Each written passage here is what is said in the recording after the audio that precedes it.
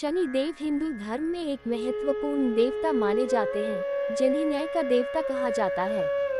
शनि देव के जन्म की कथा अत्यंत रोचक और शिक्षाप्रद है। उनकी जन्म कथा से यह समझा जा सकता है कि क्यों उन्हें कर्मफल दाता और न्यायप्रिय देवता माना जाता है। शनि देव का जन्म सूर्य देव और उनकी पत्नी छाया से हुआ था।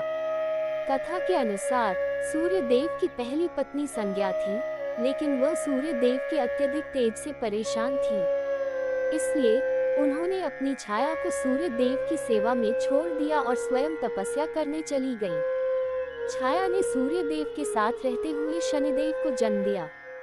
शनिदेव का रंग काला था और उनकी मां छाया भी काले रंग की थी। सूर्य देव को छाया और उनके पुत्र शनिदेव के काले रंग से अरुचि थी, जिसके कारण उन्होंने शनिदेव को कभी स्नेह नहीं दिया। शनिदेव के जन्म के समय छाया ने घोर तपस्या की थी, जिसके कारण शनिदेव का जन्म अत्यंत तेजस्वी और तपस्वी स्वभाव का हुआ। कहते हैं कि जन्म के समय शनिदेव की दृष्टि मात्र से सूर्य देव के रथ के सातों घोड़े अंधे हो गए थे। इससे सूर्य देव ने शनिदेव से नाराज होकर उन्हें शाप दिया कि उनका जीवन दुख और पीड़ा से भरा रहेगा।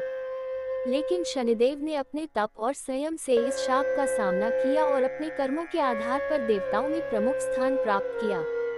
शनिदेव को न्याय का देवता माना जाता है, जो प्रत्येक व्यक्ति को उनके कर्मों के अनुसार फल देते हैं।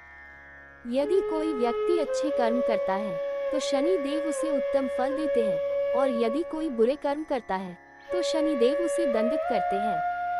शनि की महादशा और साढ़े साती का समय भी इसी कारण कठिन माना जाता है, क्योंकि इस दौरान व्यक्ति को अपने कर्मों का पूरा फल भोगना पड़ता है।